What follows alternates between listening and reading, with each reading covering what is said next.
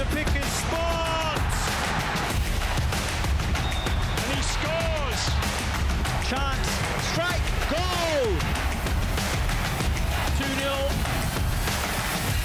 Makes it 1-1. Between them, and it's gone all the way in. He gets the ball across, yes! Sits the defender, takes the shot, and it's in. Back to Sudali! The fight is within. What a goal! Oh yes! 2-2. Zorro turned brilliantly. For Gilherme, can he hit the target? Can you know? Yeah, another shot, and it's in. Keeper, and it's gone in. And it's going to be a fourth, and there it is. Oh yes! Is it off? There's the fifth. Shabab Al-Ali.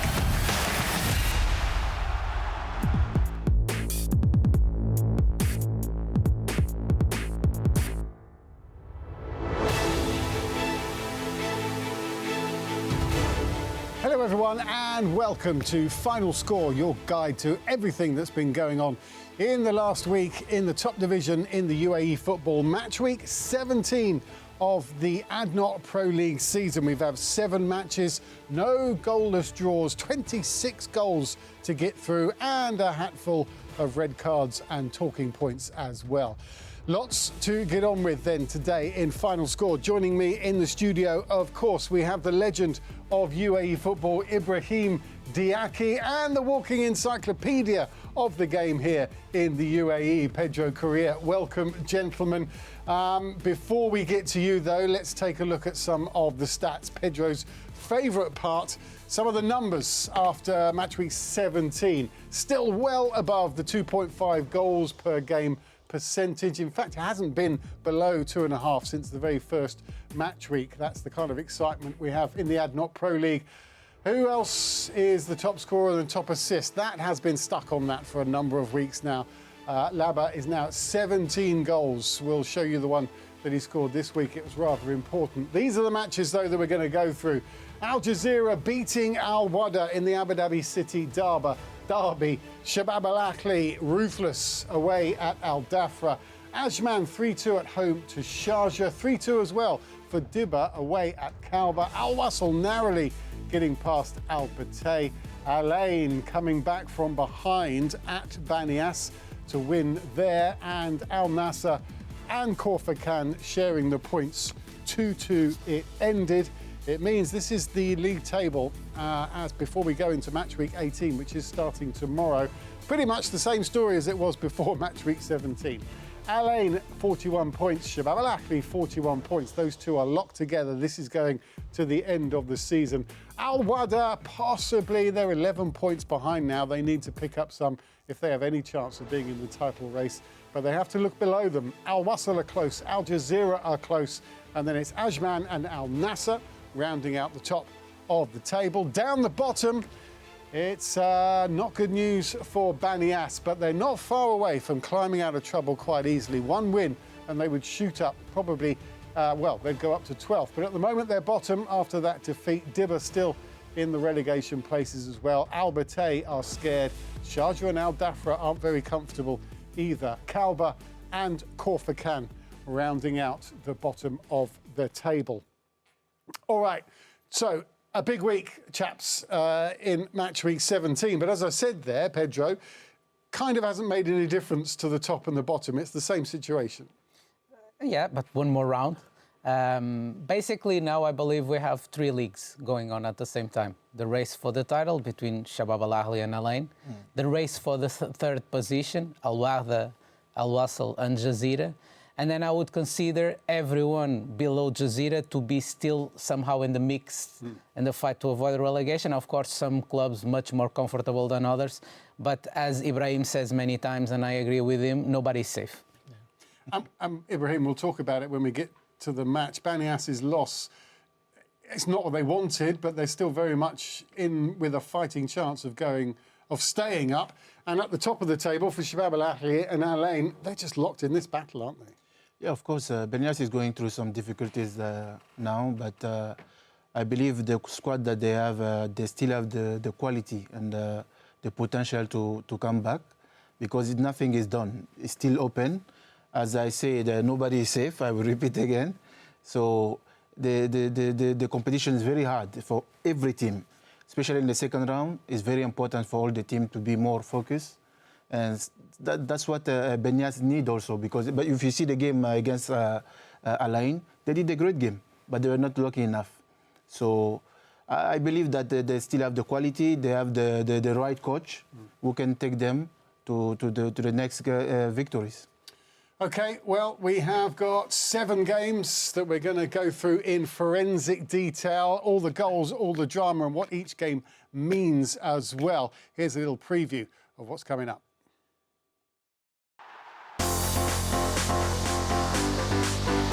After match week 17 of the ADNOC Pro League season, we are still no closer to finding answers at the top or the bottom of the table.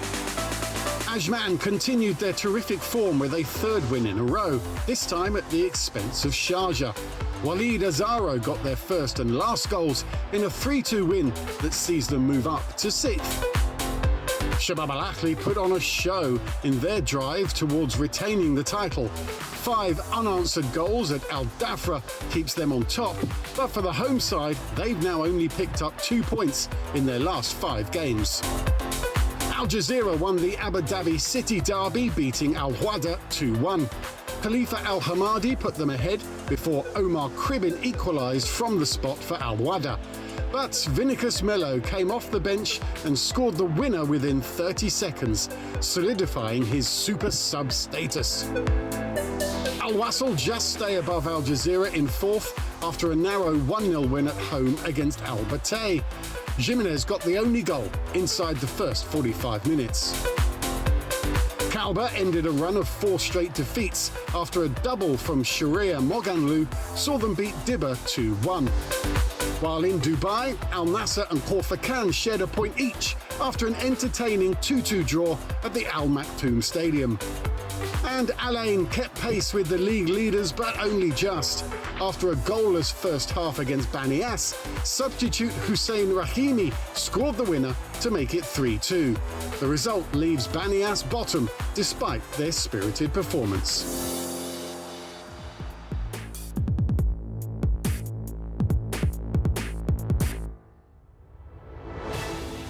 OK, so plenty to get our teeth into, and we're going to start with the battle in the city of Abu Dhabi between Al Wahda and Al Jazeera. It finished 2-1 to Al Jazeera. It was a pretty good game, actually, pretty exciting stuff.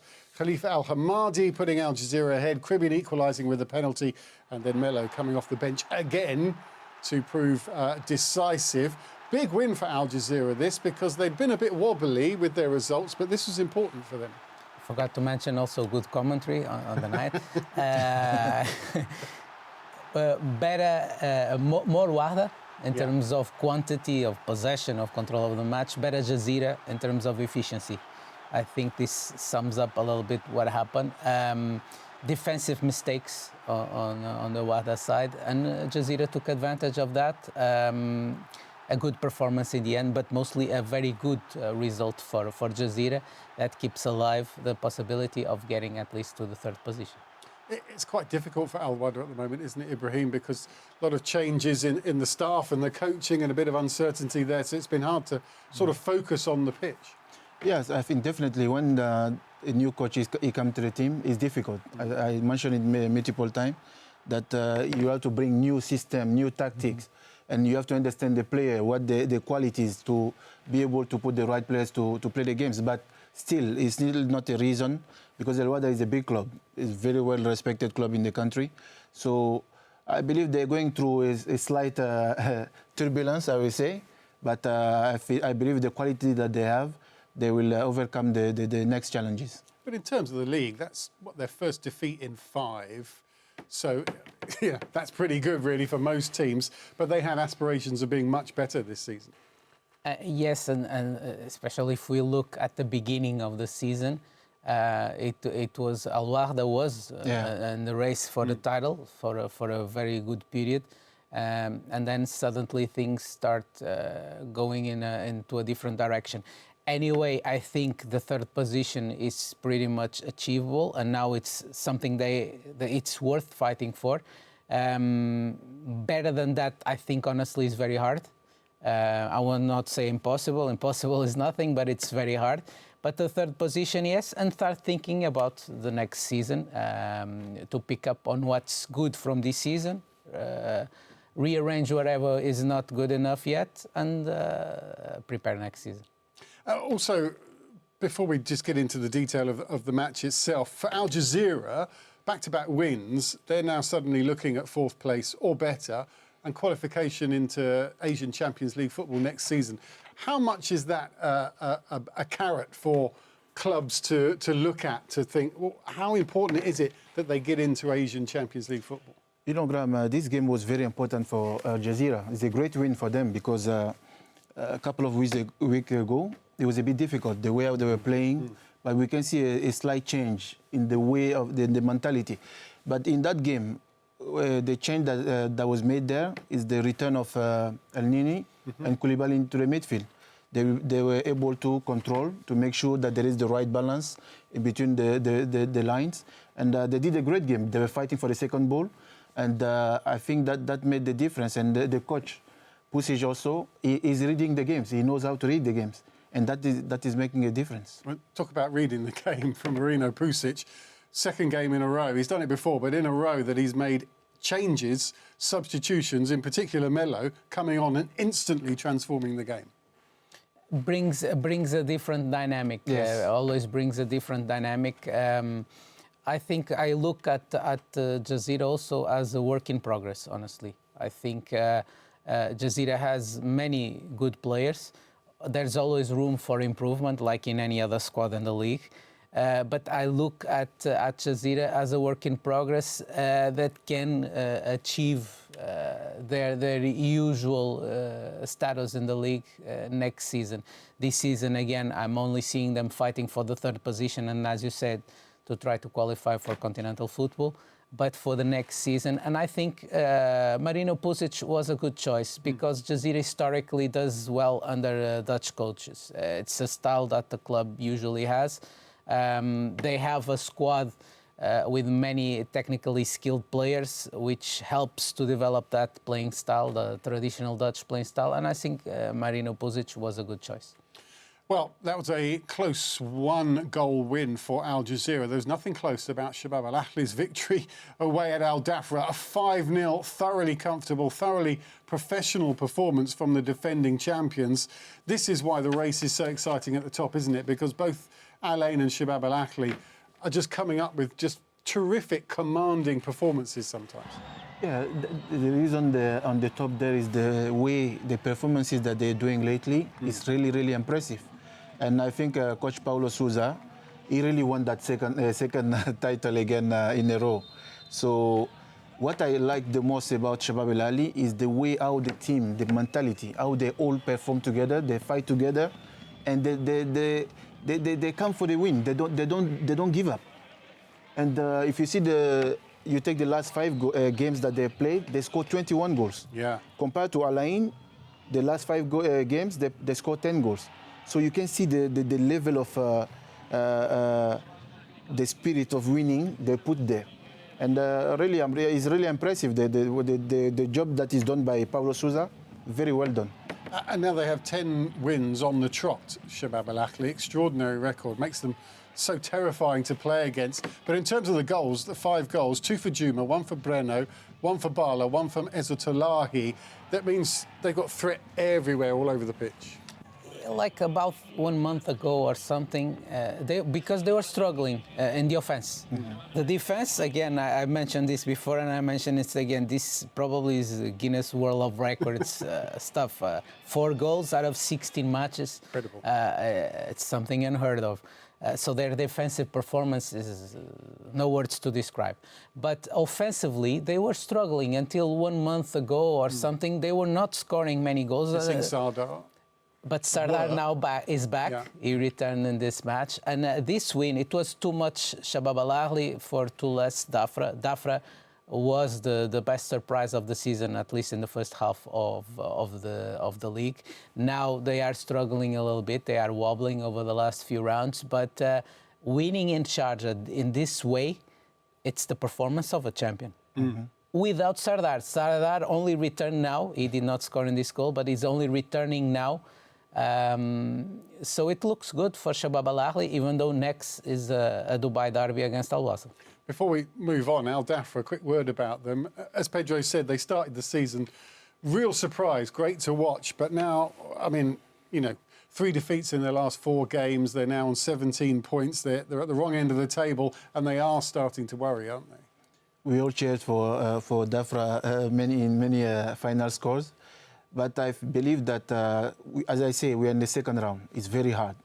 So, especially, I cannot judge them on Shabab Al Ahly game, but a couple of games ago also they did some couple of mistakes because I believe that they come to many games too confident. Yeah. And especially when it happened like that, it is difficult for the team to perform correctly because they have a great coach, they have a great squad, but I feel like when they go to the games lately, the fact that we give them so much confidence, sometimes they misuse it. So I think they pay for that because the quality is there. But we cannot understand why they're not winning. It's just because of they're too confident and they cannot read the game correctly. Because if you play against a team like Shabab Al Ahly, you need to know that if you give enough space to them, they will use it and make the difference.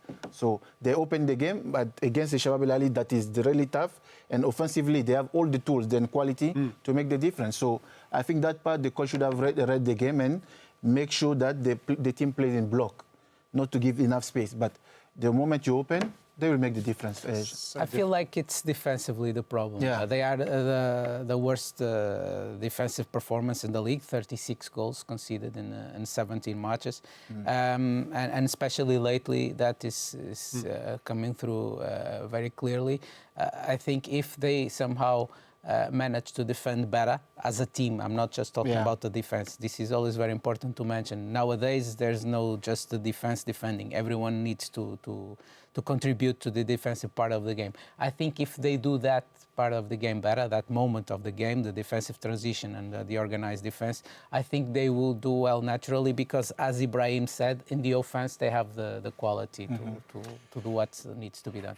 OK, so Shabab Al Ahly on a roll, 10 wins in a row. The next best record in the league at the moment is Ajman. 3 wins in a row now. They won 3-2 at home to Sharjah, their second defeat in a row. Ajman are absolutely flying. Walid Azara with another couple of goals. And for Sharjah, again, a bit of a wobble. Let's start with Ajman, though. Let's start with the good side of it. What a brilliant period they're having at the moment. They're really good to watch, and they're getting the results. Definitely. 3 wins in a row, 8 goals in 3 matches. Until like 3-4 matches ago, they had only 8 goals in the league. They were one of the worst attacks, if not the worst attack in the league. And suddenly they have 8 goals in 3 matches. Azaru, 5 goals in the last 3 matches. So what's happened? Many things happen, actually, because some players came into the team, like the midfielder, Yahya, and the dynamic, the offensive dynamic is different.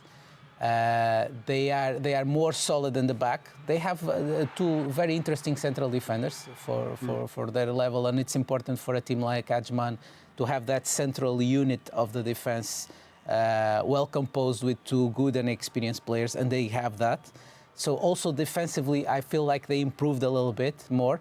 And with the new players coming, a better, more fluidity in the offensive dynamic, because they were struggling a little bit, not only to create chances, but also to score goals. And suddenly, and Walid Azaro individually also, I think, it turned into a first half of the season where he was so-so, and suddenly he's playing at his usual level.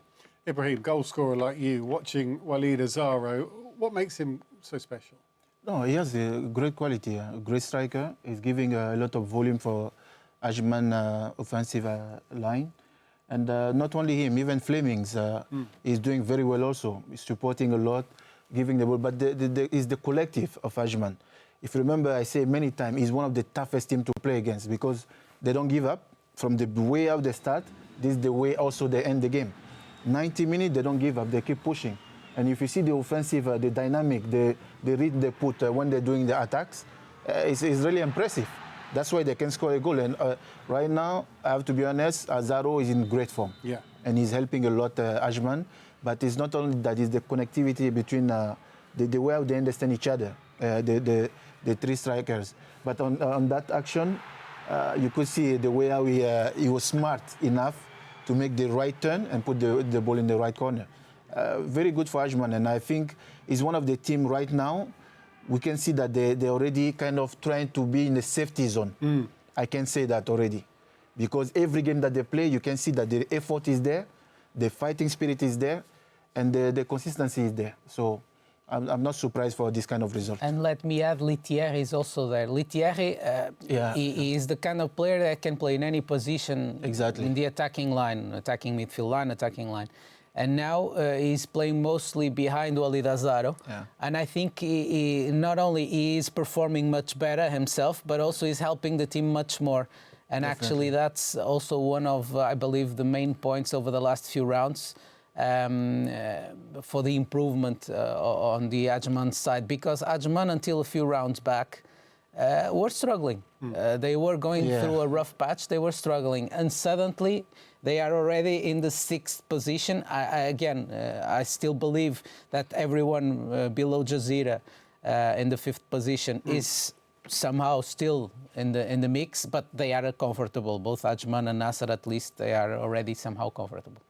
Okay, so Sharjah, we haven't really spoken about them this week, but they are starting to struggle now. They're drifting back down the table again. Let's move on, though, to what was our match of the week. We were live for Banias at home against Al Ain, which was the very definition of a game of two halves. The first 45 minutes, we could barely find anything to talk about at half-time, and then it all kind of exploded, didn't it, in the second half. Al Ain, full credit to them from coming from a goal down to get the win, but there was also a little tinge of sadness for Banias because they put in a great performance. First, you stole my line. I was going to say that a match of two halves. As we said during the studio, I think Banias can take good things from this match. They played against one of the best sides in the league, currently the leader of the league, Al Ain. And they played a good match with some mistakes, and those are the mistakes they need to correct. If they correct those small mistakes that turn into big mistakes due to the consequences, if they correct that, I think Banias will manage to survive. But for Al Ain, these are important wins, aren't they? To grind just 3 points out, even if it wasn't their prettiest performance at all, they got the 3 points and just kept the pressure on Shabab Al Ahli. Graham, you know, I've played there in Al Ain. The mentality there is winning. Regardless how difficult the situation is, you have to win. So that win there in Banias was very, very important. Not only for the coach, for the club. Because, of course, they don't want to leave that gap between them and Shabab Al Ahli. Because Shabab Al Ahli, right now, the way I see the squad that they have, they're really they're doing the match for the title. And Al Ain doesn't want to give that space. And, of course, with the quality that they have and the great work that is being done by Coach Ivic, you can see that their performances are changing. Now they're trying to level up a bit. And because a couple of weeks ago also, we saw that Al Ain was struggling a bit. They cannot score enough goals compared to Shabab Al Ahli.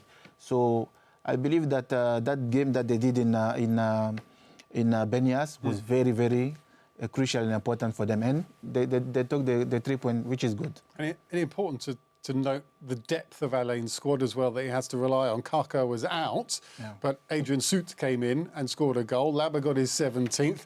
And we have another Rahimi to enjoy watching as well, scored the winner. He's got a lot to call on. When players are missing, we were talking about the importance... Rami Rabia also. Yeah, exactly. And we were talking about how important they were before kick-off. How are they going to cope? Didn't seem to miss them. But a big team like Al Ain must have that depth because we have injuries, we have suspensions. It's part of a big team's job. and you need to have always players who can be ready to perform at the highest level. Lab again back into his good shape, scoring more goals alone than some teams in the league altogether. It was a hard-fought match. It was a match that, okay, only 3 points, but the way those 3 points were achieved, I think in terms of the morale for Al Ain, it's important because Shabab Al Ahly right now, it does not look like they are going to drop any points, but at the same time, they are going up against Al Wasl in the next match. Al Ain is not having an easy match, let us say also that. They are traveling to all the games Horfakan. are difficult. Yeah. And it's a tricky, I would say, intriguing match to watch what will happen in Horfakan, because Horfakan right now especially is not an easy side to play against. But I think it's also the motivational factor, the psychological factor of overcoming an obstacle like Banias. But I would like to mention also the tremendous job that Palacios is doing in the team. As you say, the fact that Kaku was not there, we need to find an alternative, another player who can make the difference. But Kaku, Palacios, can take the responsibility also, and he's doing that very well. And of course, that goal, as I say, is very, very important for him, Hussein Rahimi. Scoring last goal like that, I know, I know the feeling because I scored a couple of them like that. So, and especially that he's in competition not only with his brother, with the strong offensive attackers of Al Ain. So, for him scoring this goal, it was very important. Probably Al Ain should scout more in the family, but if there's more Raheem, they should take a look at it. I'm sure would there's say. going to be more coming through. Okay, good win for Al Ain. Let's move on to Al Wasl 1, Al Battay 0. Al Battay didn't score. They're on 17, the same total goals for the team that Laba has now scored individually in the league. But for Al Wasl, this ends a pretty uncomfortable run, a loss, a defeat, and now a win. Out for Al Battay after 4 draws, they lose. Narrow win, but an important one for Al Wasl. Keeps them in 4th. They need this. They are in the Asian Champions League too, and doing well.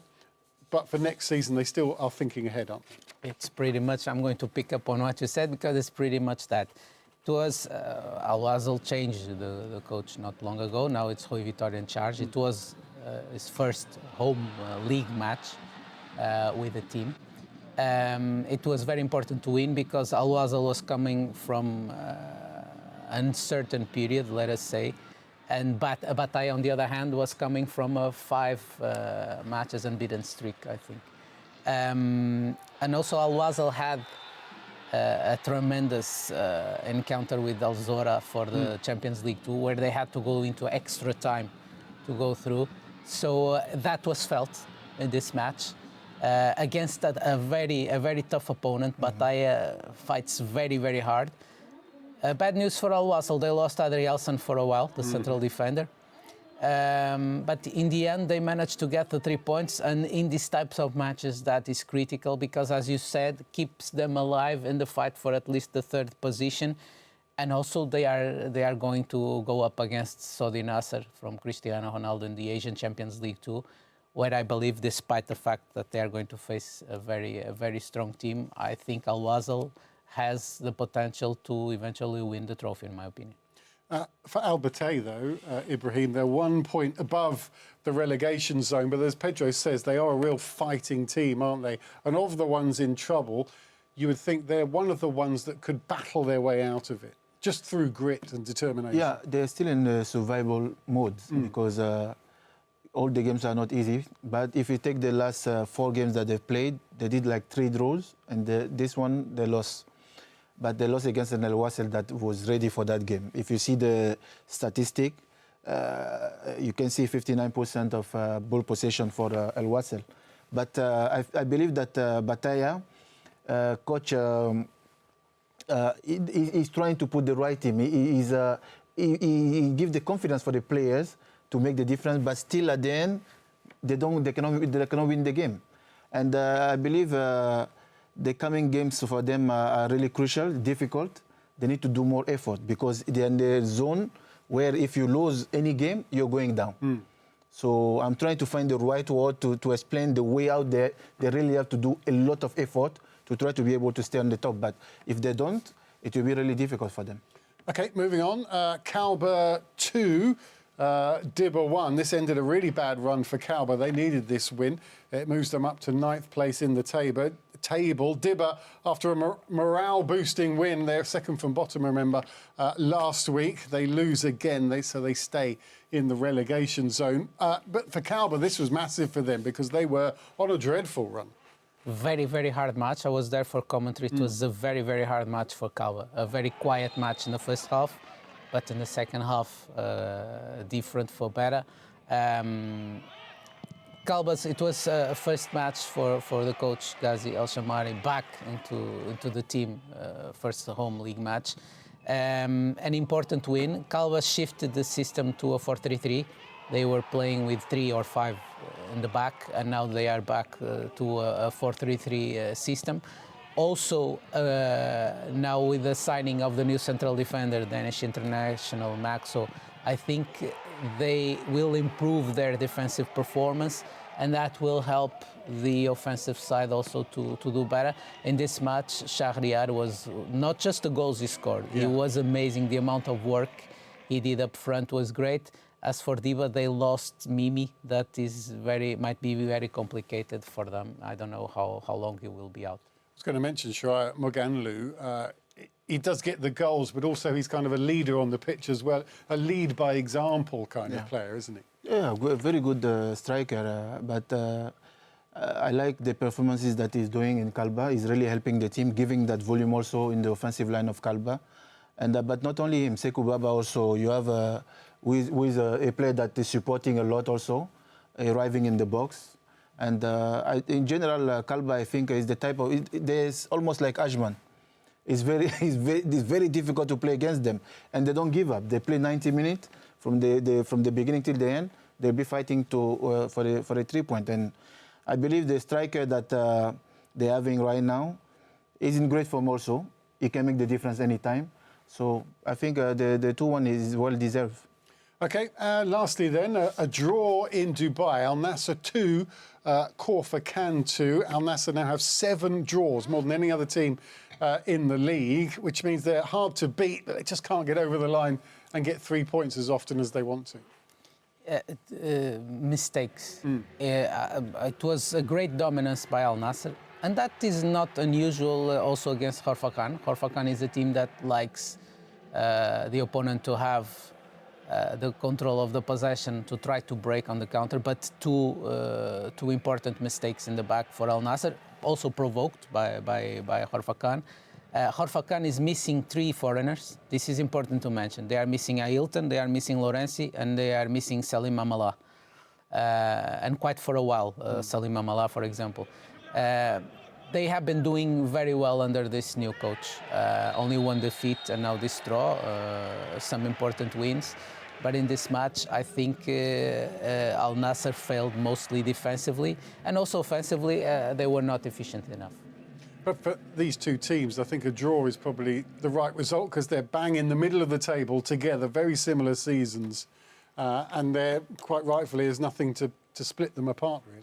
Yeah, lately Al Nassr is not the Al Nassr that we know. They're looking for that consistency, and as Pedro say, couple of mistakes that they did, especially the goal on the, I think with the goalkeeper, the control that he missed. This is what I meant. In the second round, any mistake will cost you. So it's very important to be focused, and I believe that the fact that Al Nassr, the team spirit, is not the same like before. It's not because they have a great ball possession. Even if you look at the statistic, they again had the ball possession, but they couldn't score enough goals. They were not efficient enough. But coming to Khor-Fakkan, as I know the coach, I trained with him and all this, he's giving that confidence to the players. But if you take the previous game that they played, they took a heavy loss. So it was important for this game for them to come back.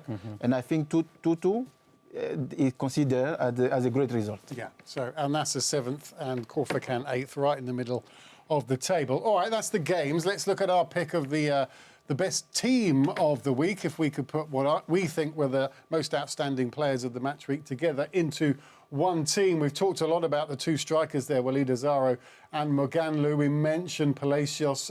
Ibrahim, you mentioned Flemings as well. Is there anybody else there that you want to give a special mention to before we move on? No, honestly, I think they all deserve to be there. But especially, I would like to give a congratulations for Coach Pusic, because now we can see that the shape of Al Jazeera is changing, the mentality and the way of performing. Because especially that win in Al Wada wasn't easy. It's Al Wada, and with a great squad, with a great coach, and going to Al Wada field and winning there, I think he put his little magic there to win that game. So they all deserve to be there. I would like to mention Mohamed Al Mansouri, Mohamed Joum Al Mansouri from Shabab Al Ahli. Has been doing great lately, scoring goals, helping Shabab Al Ahli quite a lot. And two players who are not there. Milivojevic, the captain, defensive midfielder for Al Nassr, is a very, very important player. Even though Al Nassr is not having the best of the seasons, but is for me, their best performer throughout the season. And also a very honourable mention for Carlinhos from Diba, the attacking midfielder from Diba. For me, technically, clearly the best player for Diba. Of course, Mimi is also great in a different role, but Carlinhos technically is amazing, and is helping Diba's fight to avoid the relegation. And I mentioned for Khalifa Al Hamadia, I'd like to see a defender getting a goal and getting his team back on track. All right, let's look at the matches coming up then. Match week 18 is upon us pretty much already. It's coming thick and fast this season at the moment.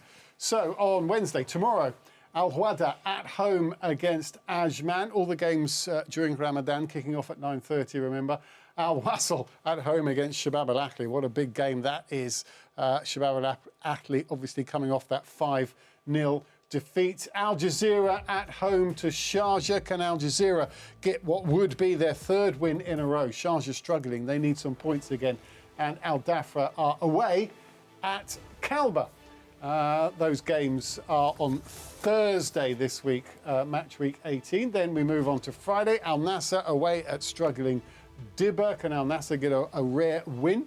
Banias, they have to bounce back from that disappointment. They are away at Al Batay. And then Al Ain will have been watching Shabab Al Ahli the night before. They will know what they have to do when they are on the road at Khor-Fakkan. There you go. That is this week's show done. Thank you very much, Ibrahim. Thank you very much, Pedro, as well. Thank you for watching at home. We will be back with our match of the week, which is Al Jazeera against Sharjah, live. But for now, from Final Score, good night.